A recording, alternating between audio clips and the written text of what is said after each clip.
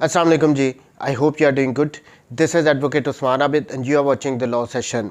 Young lawyers practical course आज हमारा session number 15 है। लास्ट सेशन में हमने शहादत के पार्ट को शुरू किया था क्रिमिनल केस में और सिविल केस में, फैमिली केस में।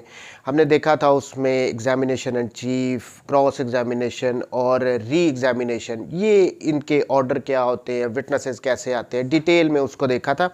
लेकिन आज की इस वीडियो को स्पेसिफिकली हम करेंगे इसमें क्रॉस एग्जामिनेशन को, जिरा को, इसके कौन से प्रिंसिपल्स होते हैं, कौन से रूल्स होते हैं जो हमें फॉलो करना चाहिए। सबसे पहली बात, मेरा बड़ा कंसिस्टेंट व्यू है दो चीज़ों के रिगार्डिंग। नंबर 1 आर्गूमेंट्स, नंबर 2 ये क्रॉस एग्जामिनेशन जिरा, ये आपको सिखाई नहीं जा सकती। मैं आई थिंक अपनी वीडियोस में कह भी चुका हूँ, ये आपने खुद से सीखनी है, थ्रू ऑब्जर्वेशन सीखनी है। इनको अपने सामने होता हुआ देखेंगे तो आप ज़्यादा सीखेंगे। ये आपको कोई सिखा नहीं सकता, ये with experience, with time, hard work के साथ आप सीखते हैं। इसके लिए आपको कोर्ट्स में जाना चाहिए। मैं ऑलरेडी कह चुका हूँ, डेली कोर्ट्स में मुख्तलिफ़ केसेस में शहादतें हो रही होती हैं। आप वहाँ पे जाएं, देखें, मुख्तलिफ़ वकीलों को जिरा करते हुए देखें, किसका क्या स्टाइल है, किस सीक्वेंस में क्वेश्चंस पूछे जा रहे हैं। डेफिनेटली अगर आप अच्छा क्रॉस एग्जामिनेशन करना चाहते हैं, इस आर्ट को आप सीखना चाहते हैं, you will have to go to the courts. आपको ये अपने सामने होता हुआ देखना पड़ेगा। सेकेंडली, इसमें बहुत सारी बुक्स अवेलेबल है मार्केट में, जिरा के असूलों से रिलेटेड। वो क्वेश्चंस बना बना के उनमें बताए होते हैं।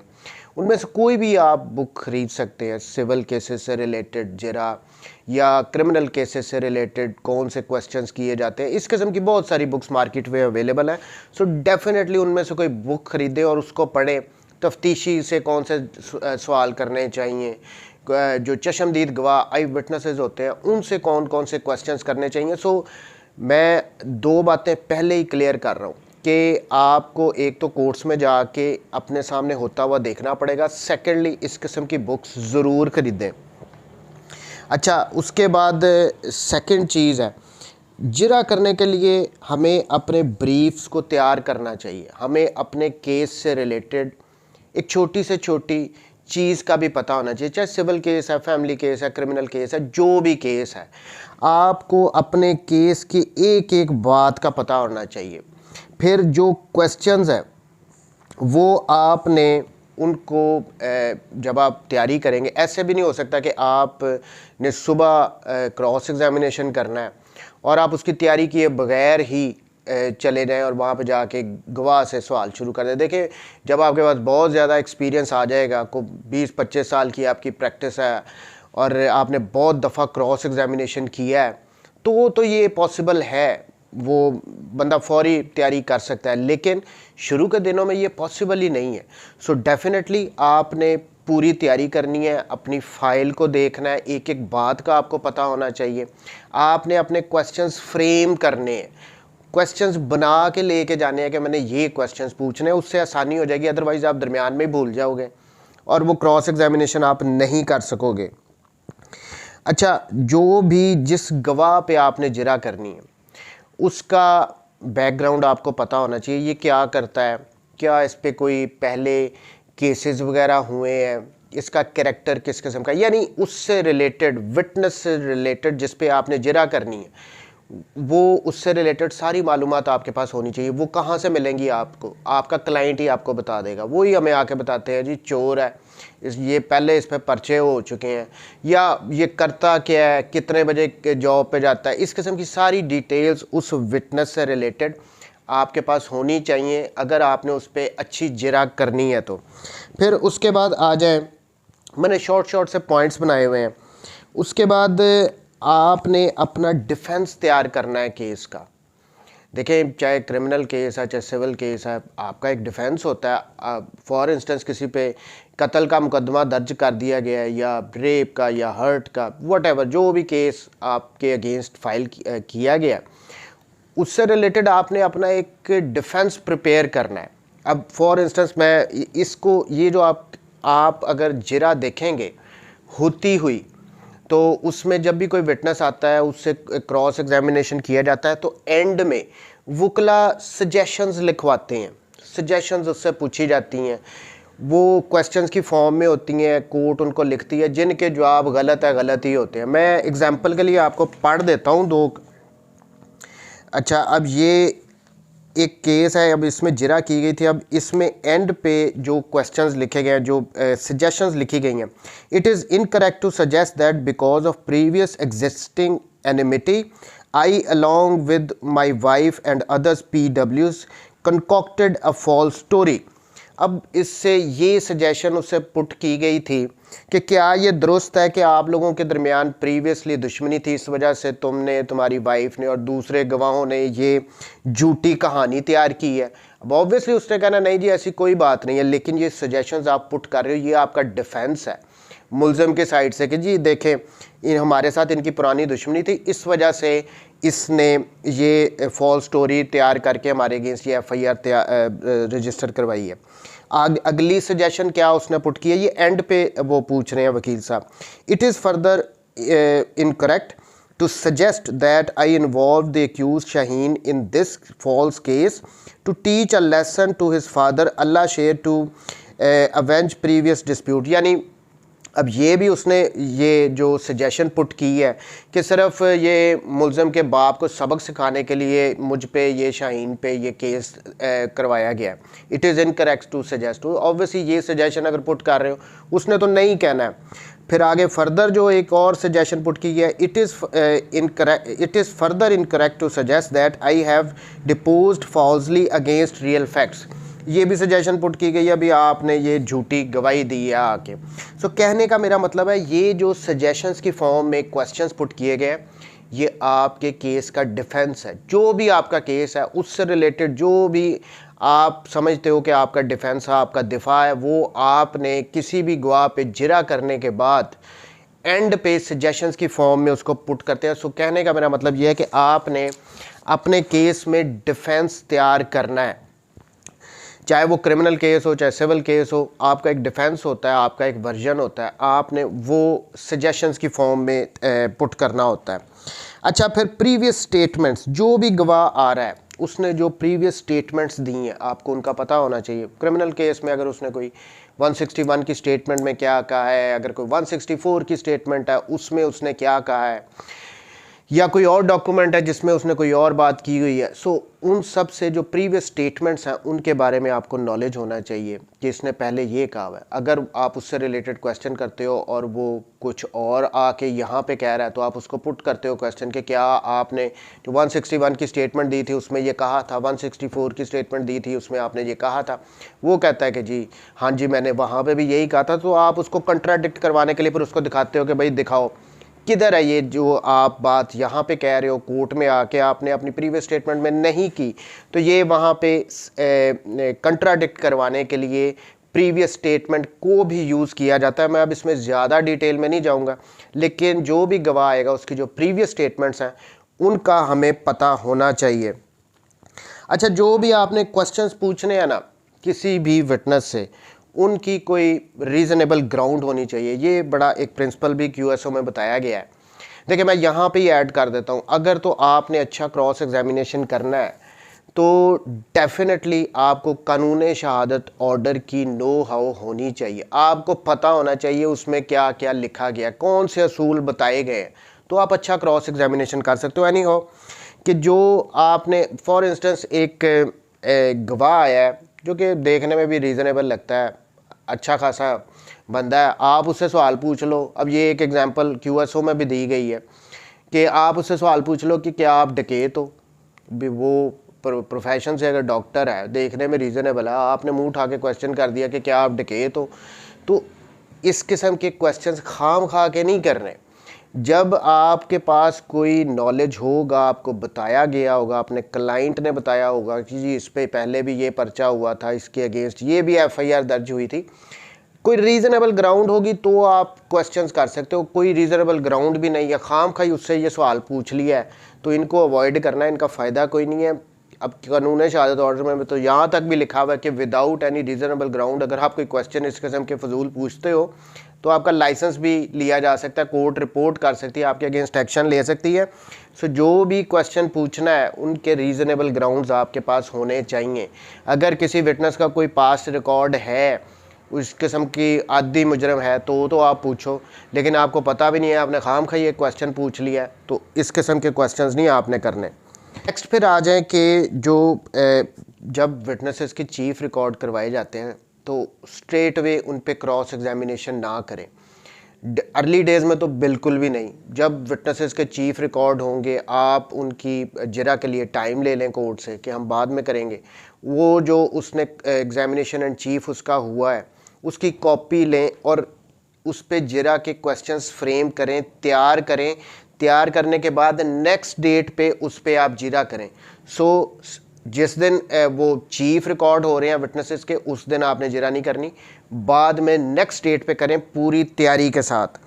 अच्छा, फिर एक और लीडिंग क्वेश्चंस, आपने जो क्वेश्चंस पूछने हैं वो लीडिंग क्वेश्चंस होने चाहिए। डेफिनेटली ऐसे क्वेश्चंस करने हैं जिनके जवाब हाँ या ना में ही हों। अगर तो आप ओपन क्वेश्चंस उससे पूछना शुरू कर देंगे तो वो चीज़ों को एक्सप्लेन करना शुरू कर देगा। ऐसे नहीं, आपने ऐसे क्वेश्चंस करने हैं जिनके जवाब उनके आपके क्वेश्चन के अंदर ही हों। फॉर इंस्टेंस अगर आपने उससे पूछा कि 3 तारीख को तुम कहाँ थे, वो बताना शुरू हो जाएगा कि जी मैं तो मौके पे, तो मैं गुजर रहा था, मैं मौके पे खड़ा, मैंने देखा उसने उसको मारा। ये उसको आप मौका दे रहे हो चीज़ों को एक्सप्लेन करने का। इस किस्म के क्वेश्चन नहीं करने। आपने क्वेश्चन लीडिंग पूछना है। फॉर इंस्टेंस आपको पता है कि ये तो जॉब पे जाता होता है, इस टाइम पे ये जॉब पे होना चाहिए, फॉर एग्जांपल लेके चल रहे हैं, तो आप उससे क्वेश्चन पूछोगे कि 3 तारीख को इतने बजे क्या आप अपने ऑफिस में मौजूद थे? वो कहेगा हाँ या ना, जो भी सिचुएशन है। सो लीडिंग क्वेश्चन ये होते हैं जिनके जवाब आप खुद ही बता रहे हो, या वो हाँ कहेगा या वो ना कहेगा। उसको एक्सप्लेन करने का आपने मौका नहीं देना। शॉर्ट क्वेश्चंस करने हैं, हाँ या ना में जवाब हों, एक्सप्लेन करने की तरफ उसको नहीं लेके जाने देना। फिर नेक्स्ट आ जाए जी के आपने ऐसा सवाल भी, अच्छा हाँ जी, कि ऐसा सवाल भी नहीं पूछना आपने जिसका जवाब आपको ना आता हो। यानी जो भी क्वेश्चन आप उससे पुट करने जा रहे हो, आपको पता होना चाहिए कि इसका जवाब इसको ये देना चाहिए। अगर वो ये नहीं दे रहा आपका जवाब, तो फिर आप उससे फर्दर क्वेश्चन उससे रिलेटेड घुमा के पूछोगे कि ये जवाब इसका आना चाहिए। अगर आपने क्वेश्चन पूछा है कि उसका जवाब आपको खुद भी नहीं पता, तो फिर आप उससे आगे फर्दर कोई क्वेश्चन नहीं कर सकोगे। फॉर इंस्टेंस एग्जांपल लेके चलते हैं इसी को लेके कि मैंने पूछा उससे कि आप 3 तारीख को कहाँ थे, उसने बताना शुरू कर दिया कि जी मैं यहाँ से घर से निकला हूँ, मैं यहाँ पे जा रहा था, इस रोड पे पहुँचा और मैंने देखा कि लेकिन अगर आपको ये पता है कि ये उस दिन अपनी जॉब पे था, इसकी हाज़िरी भी वहाँ पे लगी थी, इसको फलाने बंदों ने भी देखा था, तो आप उससे क्वेश्चन उससे रिलेटेड ही पूछोगे। यानी जवाब आपको पता है, अब आपने उससे जवाब आगे से, वो कहता है नहीं जी मैं मौके पे मौजूद था, आप कहोगे कि आपकी डेली रूटीन क्या है, आप क्या डेली इतने बजे जॉब पे नहीं जाते, उस दिन आप जॉब पे क्यों नहीं गए, यानी घुमा के जवाब आपको पता है तो आपने वो क्वेश्चन करना है, ताकि आप फर्दर आगे अगर आपकी मर्जी का जवाब ना मिल सके तो आप उससे क्वेश्चंस पूछ सको। फिर एक और बड़ा, डोंट लूज़ योर टेम्पर। आपने जब जिरा करने जानी है तो आपने गुस्से में नहीं आना, कूल एंड काम रह के अपने क्वेश्चंस करने। देखिए मुख्तलिफ़ किस्म के गवाह आते हैं, उनमें कई बड़े आर्गूमेंटिव होते हैं, गुस्से वाले होते हैं, वो अजीब अजीब से इम्प्रेशन देने वाले, समझ गए होंगे आप। सो अब ये डील कैसे करना है गवाह को, देखिए मेरा जो पर्सनल एक्सपीरियंस है, अगर आप धीमे अंदाज में अच्छे तरीके से मुहज़्ज़ब तरीके से किसी भी गवाह को आप क्वेश्चन करते हो तो वो आपकी भी रिस्पेक्ट करेगा, आपको जवाब देगा, आप बड़े अच्छे तरीके से अपनी मर्ज़ी के उससे जवाब ले सकोगे। हाँ समटाइम्स होता है कि डिपेंड करता है कि कई विटनेसेस होते हैं, उन पे थोड़ा सा आपको सख्ती से भी क्वेश्चन करने पड़ जाते हैं। मैं ये नहीं कहता हूँ कि नहीं, लेकिन मेरा पर्सनली है कि आप ज़रा काम ही रहे, आपने गुस्से में नहीं आना, क्योंकि उसका नुकसान ये होता है अगर आप गुस्से में आ गए तो आप क्वेश्चंस भूल जाओगे। ऑब्वियसली बंदा गुस्से में फिर इधर उधर बातें हो जाती हैं, आप अपनी जिरा भूल जाओगे कि मैंने इससे क्वेश्चंस क्या करने। सो कुछ भी हो जाए आपने गुस्से में नहीं आना, आपने ठंडे अंदाज में अपना काम करते रहना।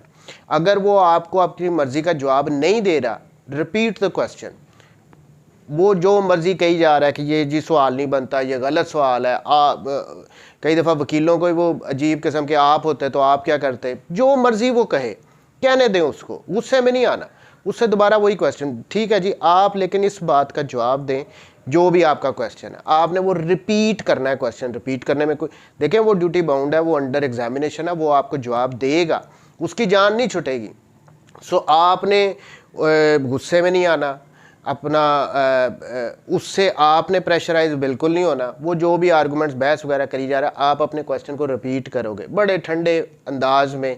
देखिए अगर कोई बुज़ुर्ग वगैरह आए हुए हैं, आ जाते हैं कई बुज़ुर्ग आते हैं, अब आप उनको गुस्से के साथ जिरा कर रहे हो या उन्होंने कुछ कह दी ऐसी बात, आप इतने गुस्से में आ गए हो, आप अपनी जिरा ही भूल जाओगे। इससे बेहतर है आप अच्छे अंदाज में उनसे क्वेश्चन करते जाओगे, वो जवाब देते जाएंगे। सो ये एक है कि जी आपने अपना टेम्पर लूज़ नहीं करना। फिर जब एक स्पेसिफिक पॉइंट जिससे रिलेटेड आपने क्वेश्चन कर लिया है और आपको मर्ज़ी का जवाब मिल गया है, तो उसके बाद आपने उस पॉइंट को छोड़ देना फिर और अगली बात पे चले जाएं। ये ना हो कि आपको मर्ज़ी का जवाब मिल भी गया है, इवन देन आप उससे उसी पॉइंट से रिलेटेड कोई और नेक्स्ट क्वेश्चन कर लें और वो उलट जाए जवाब।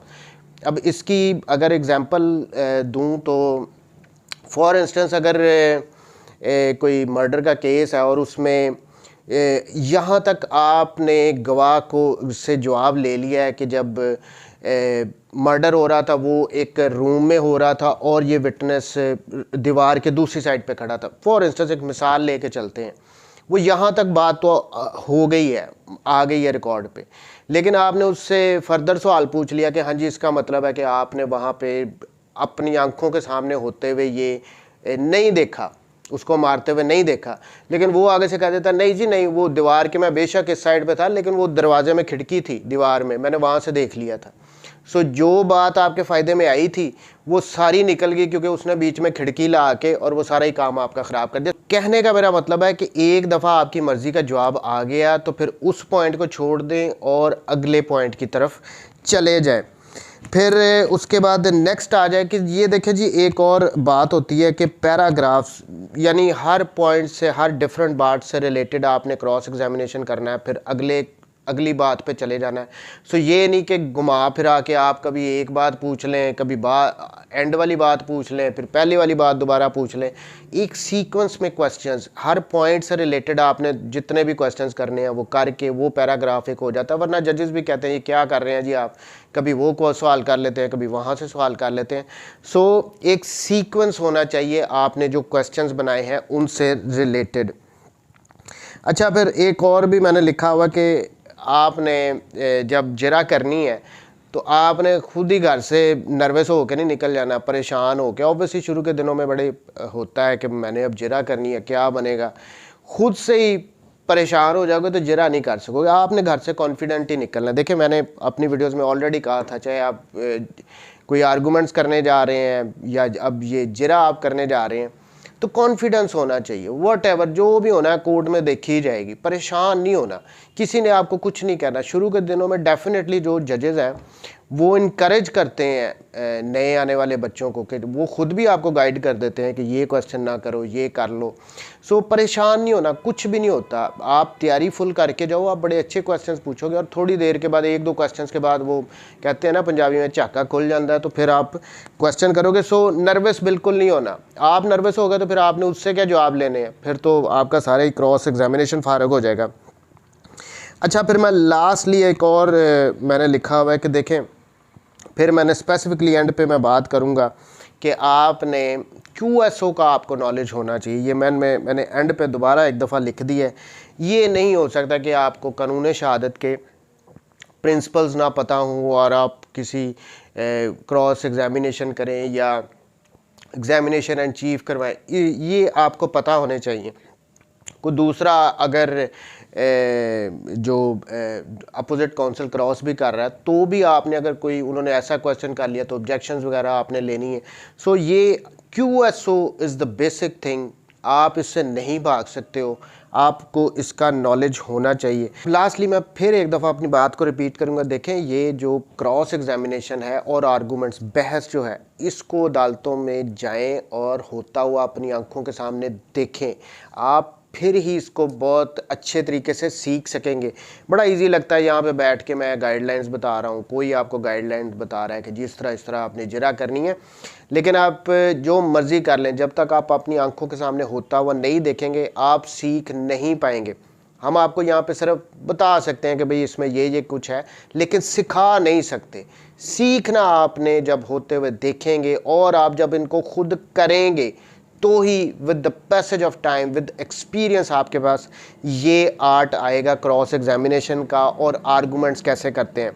एनी हाउ, जो नेक्स्ट वीडियो होगी उसमें अब जो एक मैं कोई क्रिमिनल केस उठाऊंगा, उसमें जो जरा हो चुकी है, जो क्रॉस एग्जामिनेशन किया गया है सारे विटनेसेस पे, हम उसको वो जो किया गया है हम उसको इन डिटेल देखेंगे कि केस क्या था, ये गवाह आया, इसने क्या गवाही दी, इस पर क्या जरा के सवाल पुट किए गए, ताकि आपके लिए फ़र्दर थोड़ा सा क्लियर हों बातें। देखें वो उससे बहुत सारी बातें हैं जो हम उसको करेंगे तो मेरे दिमाग में भी आ जाएंगी कि ये देखें ये इससे कंट्राडिक्ट करवाया गया है, ये सजेशन क्यों पुट की गई है, ये क्वेश्चन क्यों किया गया है। सो इंशाल्लाह ताला नेक्स्ट वीडियो में क्रिमिनल केस को हम डिटेल में देखेंगे जो उसमें जरा हुई हो। थैंक यू वेरी मच जी, टेक केयर, अल्लाह हाफिज़।